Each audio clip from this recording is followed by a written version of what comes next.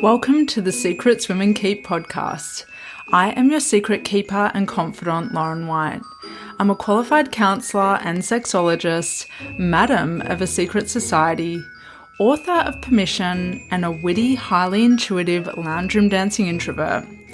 I help you as an exceptional woman in entrepreneurship to see, love, and trust all the parts of yourself, especially the unseen. Let's pull back the curtain, light the candelabra, and remove the mask. These are the secrets women keep. Hello, and welcome to the Secrets Women Keep podcast. I am your host and confidant, Lauren White, and today we have an incredibly powerful guest. Her name is Paula Hindle. It's her mission in life to empower women holistically. She's an integrative women's health coach, a physiotherapist, an exercise physiologist, and yoga teacher that endeavors to elevate women into their highest physical, mental, emotional, sexual, and spiritual health. For over 20 years, she's held the space for women to vulnerably share their stories, from women feeling tired, overwhelmed, stressed, low in energy, lacking libido, and disconnected from their truest self, through to some of life's biggest tragedies, including miscarriage, stillbirth, postnatal depression and anxiety, body dissatisfaction, sexual trauma, illness, and death. Paula says we were never meant to journey alone. Women aren't broken, and we all have the innate ability to heal ourselves and create a life that is limitless. Now, more recently, that includes coaching for her quote unquote beautiful young widow sisters. Paula, welcome to the podcast. Thank you, Lauren. Thank you for having me. Oh, it's such a joy. It's such a pleasure. It's no secret, I just think the world of you. And I want to share with listeners how we first became connected. Paula found out about myself and my sexology work through the traps in the city that we live in, Brisbane. And she reached out to me to come and speak to her group of mamas about libido. And from there, you could just, I don't know, from the first phone call that we had, I could just feel so safe with you, so heard, so assured. You were so clear, and you just had that little, you had that little something, and I could just feel it from the first phone call. And I know that women feel so safe in your community, and that what I felt being on the receiving end of speaking to you only once, I've got no doubt how they feel so held, so supported and seen when you walk with them through some of those challenges that I mentioned in the intro. So we love Paula. Oh, thank you. I've almost got a tear in my eye listening to you say that. That's so beautiful. When you've got such a strong mission like that, it's nice to hear that reflected back, that's what you see. And I get that from you too. You certainly, I think that's why we clicked, right? We hold the space, we've got shared visions, and yeah, it's beautiful to connect with like-minded women.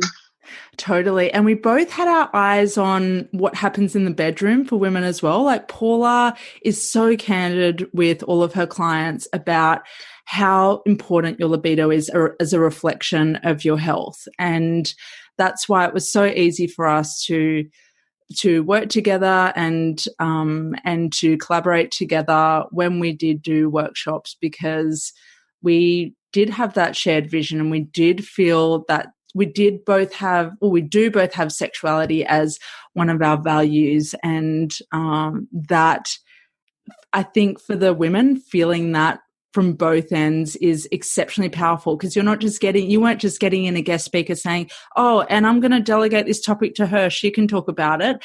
You really echoed and added your own perspective throughout your time, and continue to do so throughout your time working with women. And that's what makes this work so powerful, is not just one woman saying it, but multiple women saying it.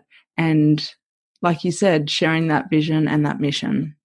Yeah, absolutely. I mean, sex and intimacy is just such a beautiful part of life. It's such an important part of our overall health, as you mentioned before. And I guess in my job as a women's health physio, I treat in obstetrics and gynecology. So, I'm treating women who have had babies, had vaginal births, some have had trauma, some have had prolapse repairs, incontinence, things like that, that very much impact their sex life. And quite often when they're with their doctors, it's really just about getting the 6-week clearance to go back and have sex, which is very much just touching on the physical layer, which obviously physios treat as well. But there's so much more to it, isn't there? And I think we need to be opening that space for women to heal in that area. So it was great to be able to collaborate with you, and just make it a topic that isn't taboo and people can talk about it in a safe space, because women are all going through the same thing. I think you and I know that because we're privy to a lot of intimate conversations between women, but I think sometimes they can feel very much alone in what they're feeling. Most definitely. That's a big part. That was a big part of your bio that really stands out is, you're not alone, you're not broken, you're not alone, you're not broken. We share these concerns and the weight is collectively and individually lifted when we move into spaces together and talk about these hard things. And this being the Secrets Women Keep podcast, there are more taboo things we're going to discuss today. But the first question I want to ask you is about the bathroom stall moments in life. Now, I define the bathroom stall moment as one in which you're trying to hold it all together as everything feels like it's falling apart. You want to be seen and simultaneously invisible. Have you ever had a bathroom stall moment in your life? And feel free to substitute it with the car, the office stall, I don't know, dropping off, I don't know, the gym, anywhere. Well, that sums it up. I've pretty much had them everywhere. I think everyone has, right? Like, I don't even know what example to give you because I have them all the time. I think it's normal. Like a really big, ugly one I had, like, those ugly tears that are just streaming down your face, ugly crying. I call it ugly crying when you just physically can't stop it. I'll actually say that was at my brother-in-law's wedding, which was it was such a beautiful experience, but it was just the timing for me. So my husband had passed away probably about, I can't remember the time frame, but maybe a year and a half before. So I had my 2 young kids with me at this beautiful, what really was just a family wedding, right, with my in-laws. But I think it was just a time where I was sitting there and it was a beautiful ceremony and they were having these beautiful speeches and we'd been involved in all the family photos, and something just overcame me with, like, I was almost having these weird thoughts, like I'm sitting in this beautiful room with these people that I'm kind of their family, but my husband's not here who makes me part of this family, yet they're just so loving and inclusive of me. And all these beautiful words were being said. And I don't know, it was just this, I mean, you cry at weddings anyway, right? Like I do. I cry if someone wins, a car at a game show. It's ridiculous. But so I just had these just mixed emotions just welling up inside of me. But I thought to myself, I can't lose it here because I don't want attention to be on me. This is not about me. So I just sort of really discreetly smoke bombed as best I could, trying to make sure my kids were okay because they were only little, and just left. I went down to the river. I laugh now, but it was horrendous. And I was just tears just streaming out of my every orifice in my body, the snot coming out, just ugly crying. So yeah, that was probably one of my biggest ones, which I ended up having to call one of my girlfriends to rescue me because I needed to abort mission and leave. So yeah. Yes, I have, Lauren. Yes, I have. Yes, you most certainly have. I have. And I just want to go back to how you ended sharing that with us. You said that you had to abort mission and leave. So Was in that moment, was one of your options to try and pull yourself together? It's not the way I see things, but was that one of your options, was to just go back into the wedding, pretend everything was okay? Did that even cross your mind? It's hard to remember now. I actually did, but I made sure I'd pulled myself together enough. And I didn't hide the fact that I was emotional. I just didn't want to make a big deal of it at the time. So, yeah, I think, I mean, you couldn't hide it. My face was just blown up mess by that point. So I did actually go in and say that I was leaving, and I was just, yeah, it was, I mean, they understood, that I'm a pretty open person these days, and probably wear my heart on my sleeve and share my vulnerabilities. So it's not an easy thing to do, but it's just, I think once you start, it's almost like you can't not live that way, not live from that place of truth. So, yeah, I certainly could have tried to hide it, but I chose not to.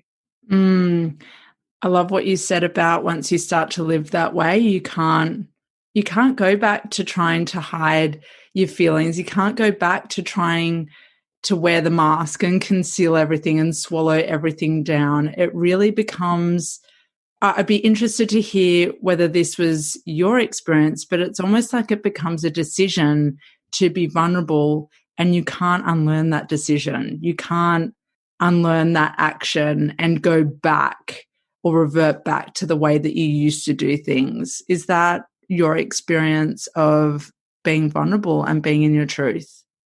Yeah, I would say definitely yes. But at the same time, I think I have to share that it's no easier to be that way. And quite often, if I feel like I need to blurt out something about how I'm feeling, it's almost like me going, "Oh, I hate this. This is just so irksome, but I just have to say this because this is how I'm feeling." So, yeah, it's not always yeah, it's awful. It's awful being vulnerable, but it's also so real. And I think I just want to live a real life, and I want people around me who can be real and open. And yeah, I think you really you touch life on a deeper level, and you connect with people on a deeper level when you live that way. Most definitely. I agree 101%. I am all here for the depth and the intimacy and the connection and the touching people. That is, well. Me too. I've shared with you that touch is my love language. Yeah, touch is yours, and mine's the words. Mine's the words. So, yeah, just laughing about what your love language is still accesses my words of affirmation and as my love language. So, yes. So you called a friend. Now, lots of women, let's be really honest, lots of women who are in the fully fledged bathroom stall moment don't say anything and don't call anyone. What did it mean to you in that moment to have someone that you could reach out to? See, I feel like it's normal because I have quite a few people in my inner circle who I could have called in that moment. I don't know whether I've made it that way. I've just I've forced people to come on board with me and live this way. But yeah, I feel very fortunate in life that I've got a few very, very close friends, both male and female family, that really I could call and be my ugliest, most vulnerable self, and they would pick me up emotionally, not just obviously she picked me up in her car, but you know what I mean? She would be there, she would sit with me, she'd let the ugly tears flow, she'd do whatever she needed to. And I have a few people in my life that would do that for me. So I'm very grateful for that. Oh, absolutely incredible, Paula. And community and creating community and circles of people around you is one of the antidotes, is one of the salves for a bathroom stall moment. Is the way I perceive it is it's not such a problem that you have the bathroom stall moment. It doesn't have to have this significant meaning in your life. It's about how you recover from it. It's about what some of your first actions are after the bathroom stall moment, and how and what kind of promises and pledges you make to yourself after going that far down. What are your thoughts on what I just shared? Yeah, well, I mean, I just think we live in a life where we're so busy and so bombarded with stimulus that we don't often have space to process things that go on in our life. And it can be big things, it can be small little conversations you've had with people during the day that may have just touched on a little nerve or triggered something. And I think people just don't stop and give themselves space to allow emotion and to process things during the day. Like, so often I do sit with women, and I'm probably mostly speaking on a professional level here, where they'll often say to me, I get this probably almost daily, oh God, I'm almost about to cry, but then they'll hold back. And I'm always saying to them, oh my God, cry. Just, you've got to cry, let it out. You have to physically let that out so that your body can process it and heal. Otherwise, we hold these imprints in our body, in our nervous system, and they end up manifesting somehow, whether it's through, autoimmune disease, illness, skin conditions, gut problems, all of those things. Sorry, that's my dog.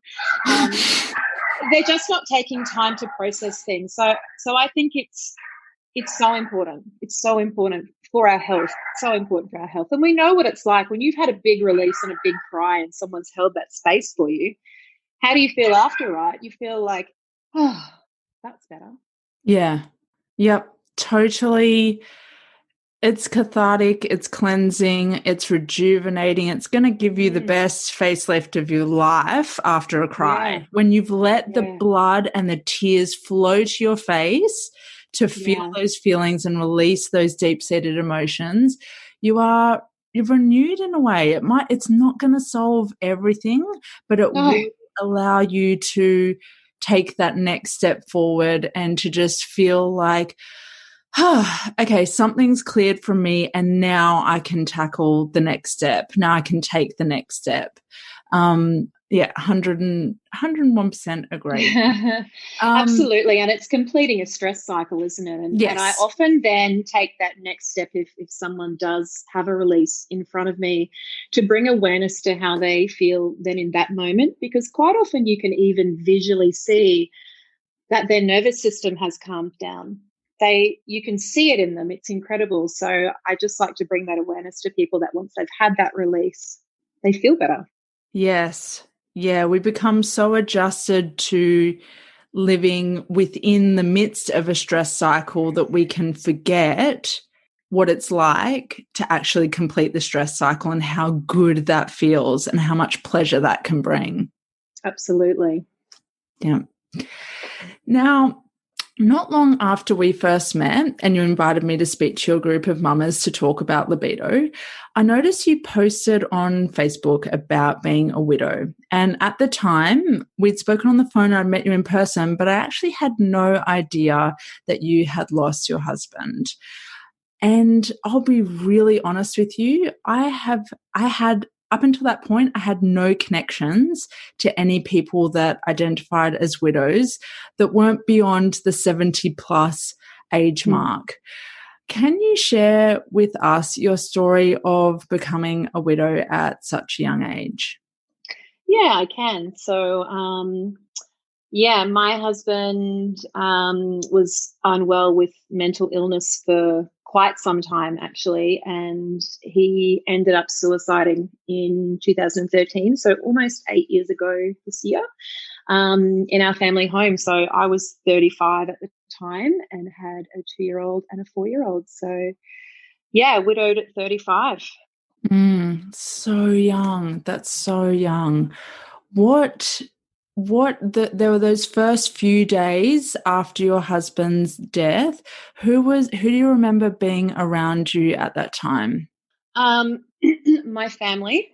So my family were all with me the whole week, and my closest group of friends. So it was, yeah, I mean, it's vague to remember back to that first week, but it's it's almost not the worst week of your life in hindsight, because you're so surrounded by a lot of people, and you're also in shock, which is very protective.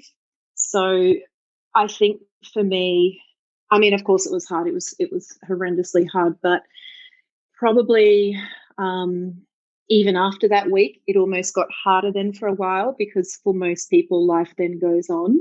And for me, after that, you're just so, I mean, your world's been pulled apart. So you just, yeah, I mean, I almost needed people to tell me to go and have a shower, and certainly feeding me, making me eat, because I'd lost a lot of weight. And yeah, all of my closest friends, which probably stems back to me having a lot of people in my life that I can call, and they've seen me at my most vulnerable. Maybe it stems back to that point, because you can't not be vulnerable at that point. There's no other choice. So yeah, and I've got family friends I grew up with, my childhood friends, so they were all there, and I had quite a few people living in my house that week. So yeah, it's a funny time to look back on now.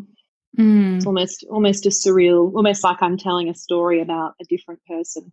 Yes, yeah. And that can happen with stories that are inherently traumatic, as it can start to feel like a film reel, like you're watching a story play out, rather than really feeling like, oh, that was my experience, that was my lived experience of that time. Yeah, definitely that. And I think I've done a lot of work to move through the heavy emotion of it, so it's easier to talk about now more as a story, rather than feeling like I'm reliving it, speaking about it, which certainly in the early days, if I ever spoke about it, it was very much like I was taking myself back to the story and reliving the story and reliving the emotions. But yeah, I can look back on it now in a different light. And what would you say to Paula 8 years ago, who was going through that exceptionally challenging time? I would just keep reminding her that she's not alone, and that she will get through it. She's not alone, and she will get through it. I think that would be the main things. And also to trust herself. Did your sense of trust in yourself, was that shaken by your husband's death? Oh, absolutely. My sense of trust in every respect was shaken. Every respect. Yeah. How did you come to rebuild that trust in yourself? I think partly it's just time. I think there's a lot of steps I had to go through in the healing process. So it can be hard to answer some of those questions. But so I mean, dealing with the actual suicide was probably the first thing I had to navigate, because I found him. So I had a lot of probably like a trauma response, I guess, from that. And I had a lot of flashbacks, and I didn't sleep for a really long time, because as soon as it was quiet and I was on my own at night and I'd try to just close my eyes, I would get flashbacks. So just getting through that was probably the first thing for me. And I think because I've always been a very health conscious person from a really young age, I was always into my health and wellness. I just really fell back on what I knew, which was making sure I was eating well. And then, like I said, I'd lost a lot of weight because he'd been acutely suicidal for a good 6 months before that. So I was quite badly underweight. So I really worked towards putting weight back on and physically getting stronger. And I think that brought a bit of trust back in myself, because I was sort of finding part of myself that maybe I did always trust.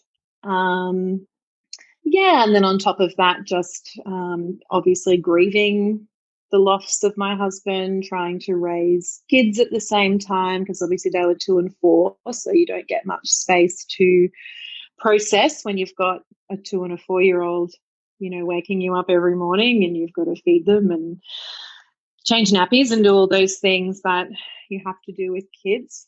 Yeah, slow process.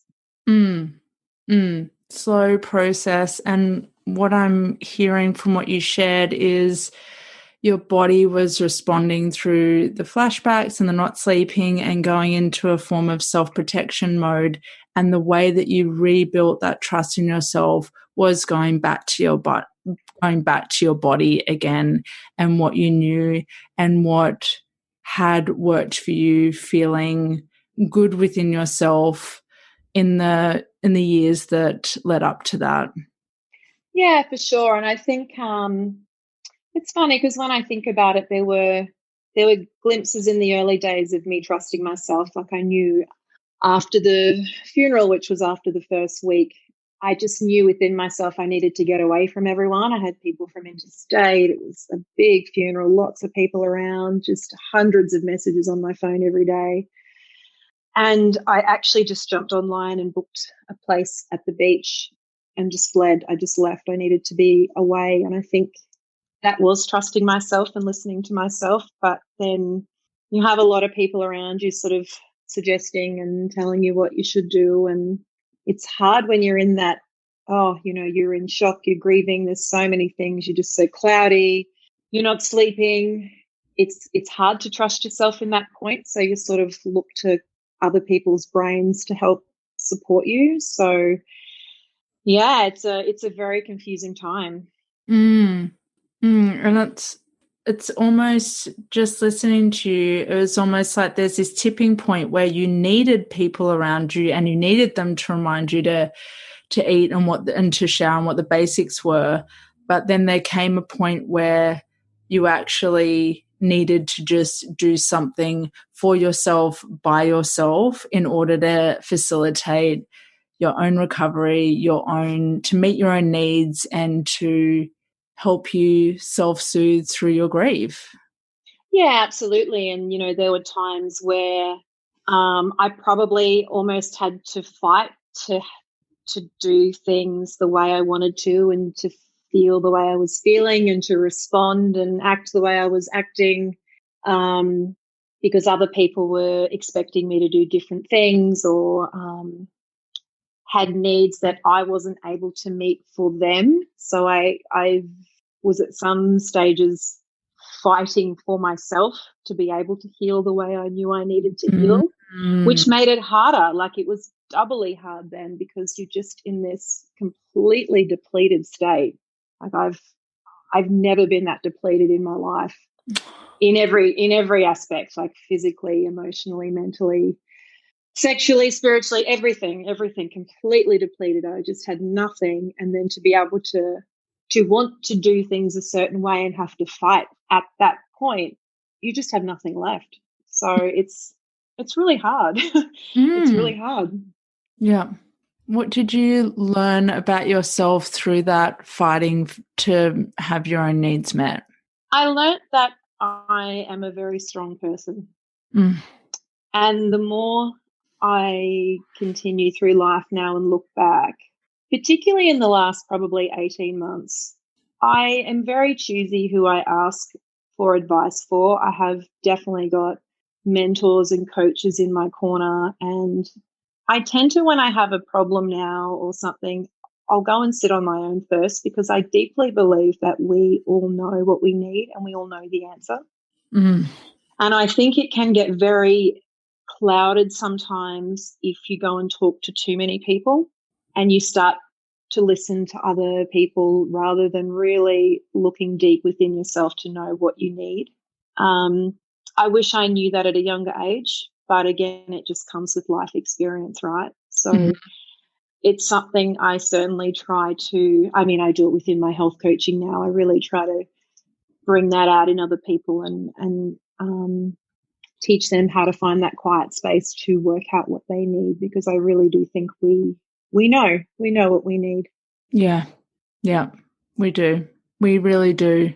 And yeah, I agree. Too many noises, too many voices in the ring can just create so much more confusion and have us lose touch with the whispers of our soul that are just so simple and so clear and so minimalist and just so so nurturing, and then it becomes totally agree, it becomes too cloudy. So you learning that for yourself in your own time, and now you sharing that wisdom with other women is fortifying and touching more people than you probably realize, because that's an incredibly powerful skill.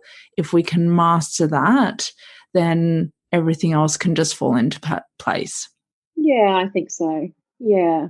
I think for me in the early days, it was a bit too hard to sit in silence because I would just be ruminating over the suicide.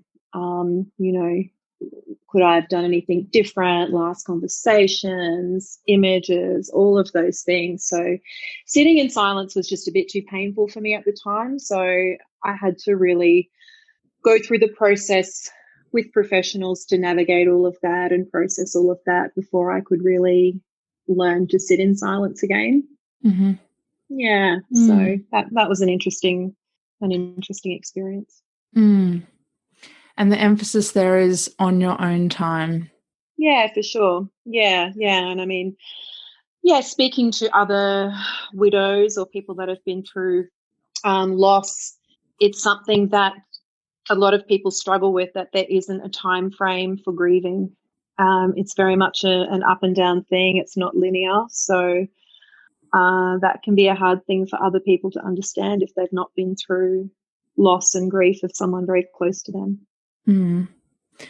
What's something that people don't know about being a widow? Oh, that'd be a good question to put in my little widow community group. A lot of things. It's very lonely. It's very lonely being a widow.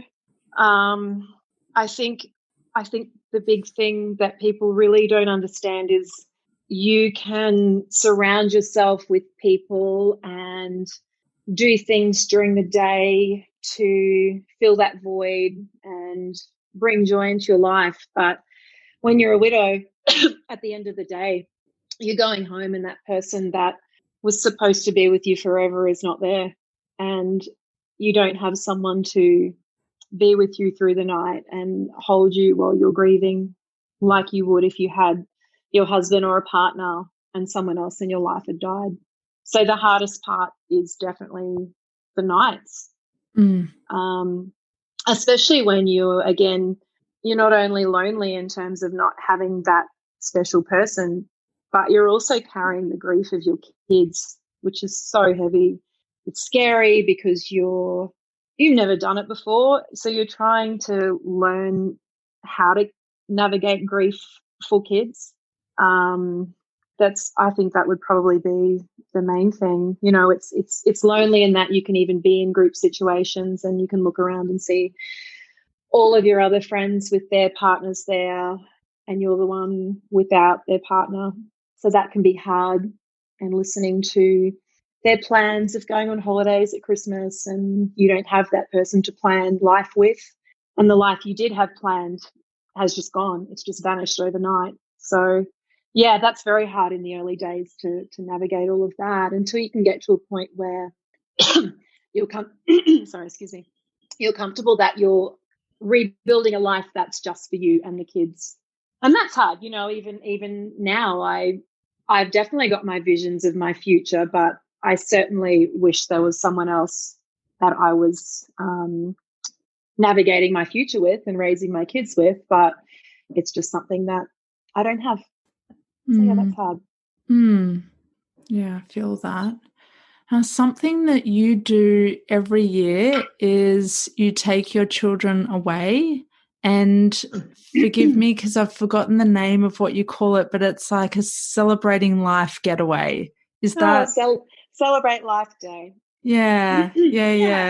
Can you share with people more about the intention behind that and what it means for you to have that day every year with your children? Yeah, I just chose very early on. I mean, sorry, excuse me.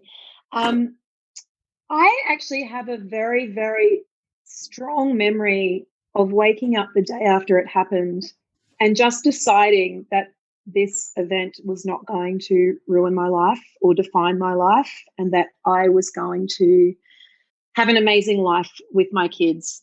So it kind of started from the very first day. So in the absolute pain I was in, I just had that deep gut feeling that yeah, life was going to be great for me. I wasn't going to let this ruin anything.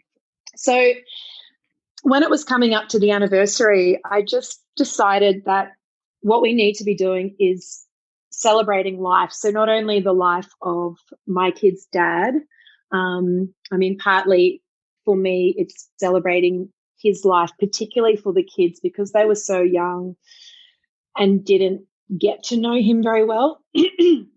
It's a time that I can really share a lot of stories with him and talk to them about what he liked, what he didn't like, what his dreams were, what his hobbies were, who his friends were. I get his friends to tell stories about him, but also just celebrating life for what it is. So I just deeply believe that life is bloody amazing. It's just so beautiful, just the simple things in life of getting up and having my morning coffee and looking outside, looking up at the sky, sitting on the beach, talking to friends. And it's just so important to me that my kids also appreciate the most simple things in life and don't be looking externally for happiness. And I think, again, a big driver for that is my late husband's mental illness. And he many times would say to me that he just couldn't understand my mind and how I was just perpetually, relentlessly happy all the time. And I used to say to him, but this is life. Like, it's beautiful. I think it's great. Like, I just don't need anything. It's such a wonderful thing to live. So I really just wanted to pass that on to my kids so that they have that basic appreciation of what life is, and to celebrate someone for the time we had them and almost let that pass through us. So that's the intention of Celebrate Life Day. Yeah, that is just beautiful, Paula. And you're really tapping into the priceless moments in life, the ones that don't necessarily require money or status or material things. It's about the feelings, it's about the sensations, it's about what's right in front of you, it's about the small moments. And that is just so beautiful. Yeah, well, yeah, it is. It just is. It's actually really simple. And we, including myself, get caught up in wanting things or expectation. And that's where all of our suffering comes from. So, yeah, if we can have these constant reminders that bring us down to the simple things, that's where contentment lies. Yeah. Oh, now, you have a community of women around you that also identify as widows. What difference has that community made to you in your journey over the last almost 8 years? Yeah, I started a Yummy Mummy Widow Warriors Facebook group. I can't remember exactly when, but it was because I was fortunate enough to have a friend of mine. I hope I can say this the right way. She'll just giggle at me when she hears me say this. She was widowed a few years before me, which I'm fortunate to have her because I had her wisdom and her experience. I feel bad saying that I'm lucky that she lost her husband. That's how it sounds coming out of my mouth. But I mean, I was just so lucky to have someone in my life who I could call every now and then and just blurt, oh, I'm feeling this. Is this normal? Do you feel this? Do you feel lonely? Do you feel blah, blah, blah? And she would talk me through things and just normalize so many things I was feeling. And it doesn't matter that I have the most beautiful, supportive family, the most amazing friends who I can be vulnerable with.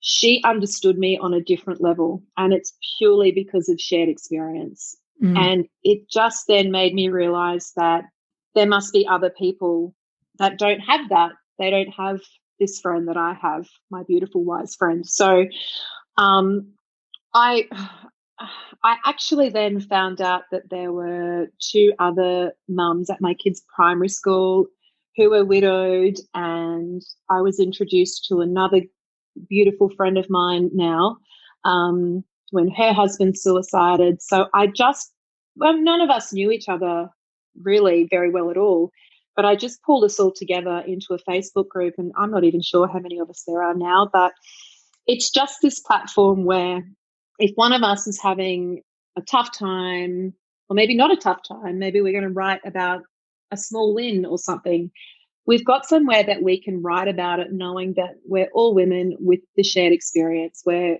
women who have lost our husbands at a young age, and we've got kids. So there's so many similarities there. So it's just somewhere where we can dump something and be heard, be held, be supported. Yeah, and I just think that's very powerful. So again, it's that shared experience. It's real, it's vulnerable, and very early on when I'd started the group, I noticed one of the girls had written something, and all of these replies had come in before I had the chance of seeing it. And it just brought tears to my eyes, because I thought, oh, if I hadn't brought that group together, she wouldn't have had somewhere to dump that comment and have all of these beautiful women. None of them know her, but they've just come in and caught her and supported her with all of these beautiful comments and suggestions and words, and it was just pure love, and I just thought that was amazing.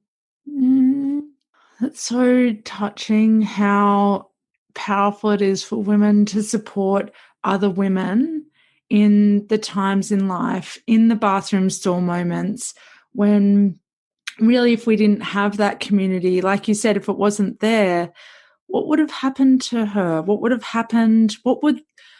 Makes me wonder what the chain reaction would have been from that moment had your group not have been there. And it concerns me to think how her being alone in that would have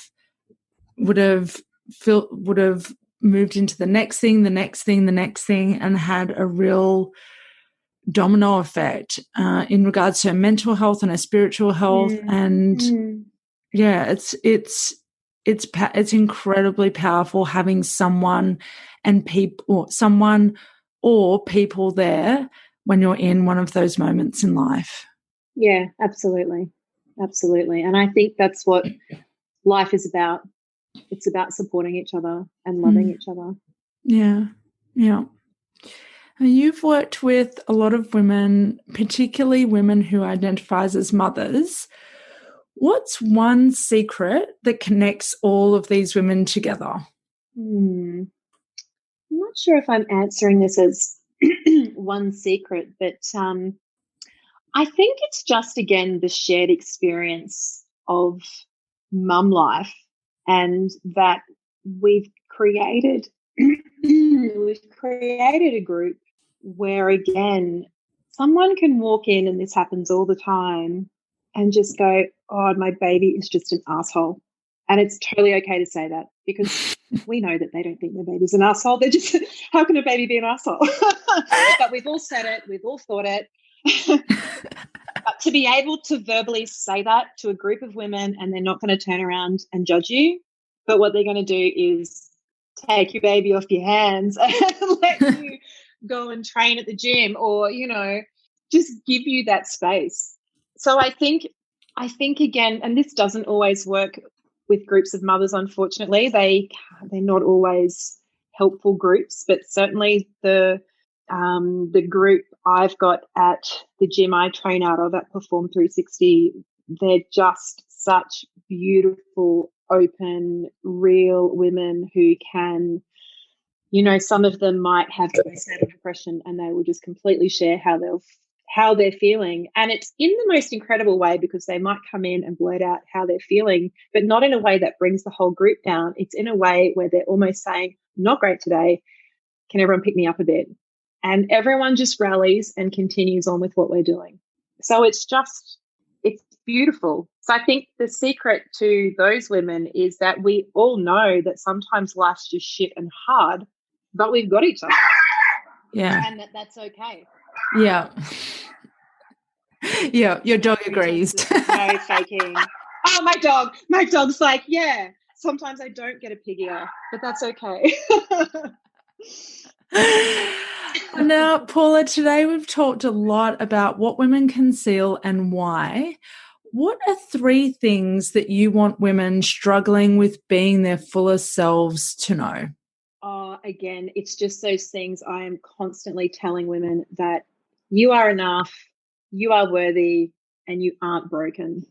I think people just need to realize that everyone has stories, everyone has fears, everyone has limiting beliefs, and they stem from past experience, they stem from culture, they stem from your upbringing, religion, so many different things.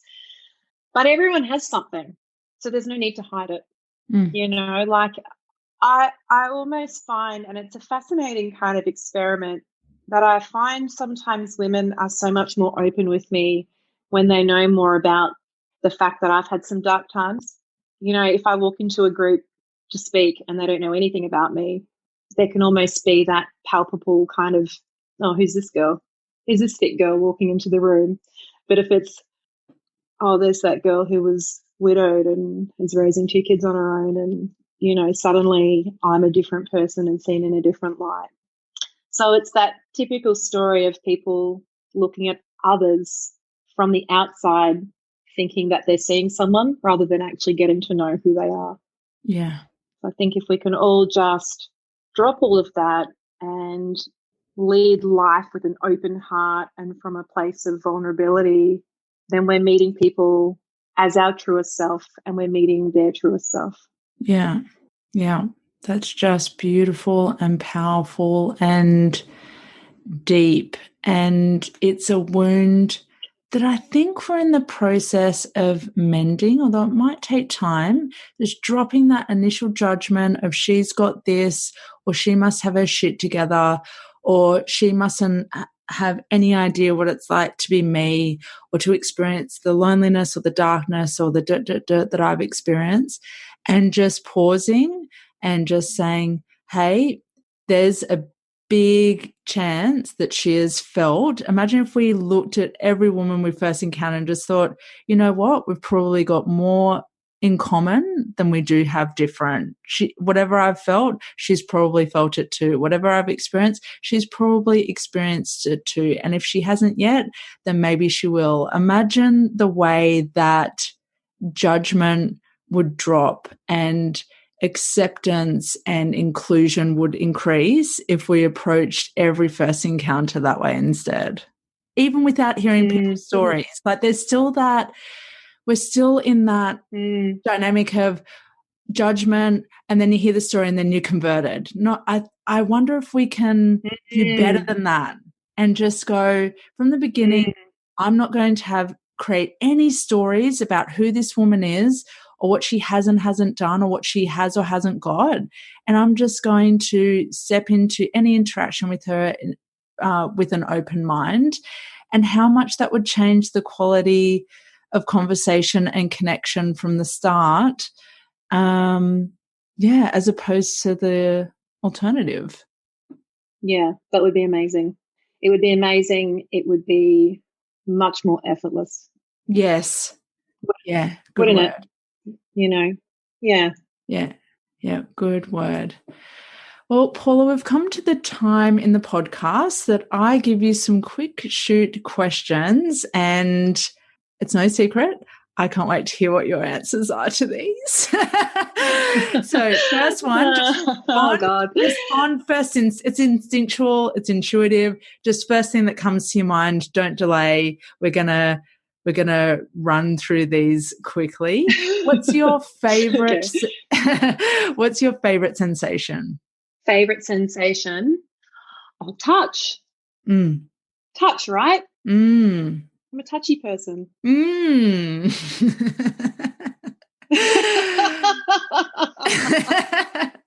I'm letting my mind. Moving on. Okay, next one. All right. What's your favorite secret place? Byron Bay. Gosh. What's one secret talent you possess? I can ask if you'd like a small towel in Korean. Ooh. I know you're going to ask me to do it. Now I can't remember. That's next okay. question. Yeah, next question. What's your secret pleasure? Oh, secret pleasure. Oh, a whole lot of secret pleasures. Secret pleasure. When I was pregnant, my secret pleasure was dipping chips into Nutella and eating them on the couch. Oh, sweet and salty. Yeah, so good. Yeah. Does it still bring you pleasure now, or is it purely a pregnancy thing? Well, I've had to stop myself from doing that. Yeah. That was becoming troublesome. Okay. Who's one woman who's really seen you? Oh, I think a lot of women have really seen me, but do you know what? I'm going to say my childhood best friend. She has seen me. Aww. She has seen me. She knows me inside out. Mm. Yeah. That's so special, and it's so special. Someone who's seen you throughout your life, seen the inside, seen the outside, knows all the parts. Yeah, knows all the parts. Yeah, known me since I was about 5. So just she's seen me, she knows me. Yeah, it's beautiful. Now, one-on-one conversation or mingling through a bustling soiree? Oh, one-on-one. I'm an introvert. Although I can do it, I've had to learn how to not be an introvert. One of my really close friends will always say, if we're ever going to a big ladies' lunch or if I have to go and speak somewhere, I will always walk in with her and go, I hate this. She goes to me, you say that every time. But you wouldn't know because I would walk this party is an asshole. But I will walk through the room and chat to everyone, social, and then I'll smoke bomb and leave because I need to go home. Yeah. I hear you. That's probably something people don't realize about me, actually. But I like to quote Will Ferrell in Elf and say, "I just need some alone time." Yeah. We like alone time, and people would be surprised because you organize Christmas parties and Christmas in July parties and you do group training. People would be very surprised to hear that you're an introvert based on what they see online, and there's always other people around you. So and I always think that people that know me most will say, "Oh no, you're definitely an introvert." Yeah. I think, see, you see me. It's interesting. When someone says that, I think, they actually see me. Yeah. And being seen is everything. Paula, where can we find you online and out there in the world? Oh, when I'm not hiding at home. So my Instagram handle is @YummyMummyPhysio. Facebook, Yummy Mummy Physio. I work out of Perform 360 out of Nogra. I work at Bayside Obstetrics and Gynecology at Cleveland. And I work online as well, so you can see me through a screen. Wonderful. And can you just tell us what your website is? www.yummymummyphysio.com.au. And actually, I've also just started Yummy Mummy Widow Warriors on Instagram too. So @Yummy Mummy Widow Warriors. Yes. I can't wait to see Yummy Mummy Widow Warriors goes and I just know, being claircognizant, that this will continue, as you already have touched so many lives. This will continue to touch more lives, and nothing is more precious than that. So thank you for everything that you do, Paula. Thank you. Thank you for having me, Lauren. It's been beautiful to chat as always. Yeah. No, my pleasure. I hope this episode has contributed to your understanding of your secret self. If you enjoyed it, please share it on Instagram and tag me in it so more women can feel seen and understood.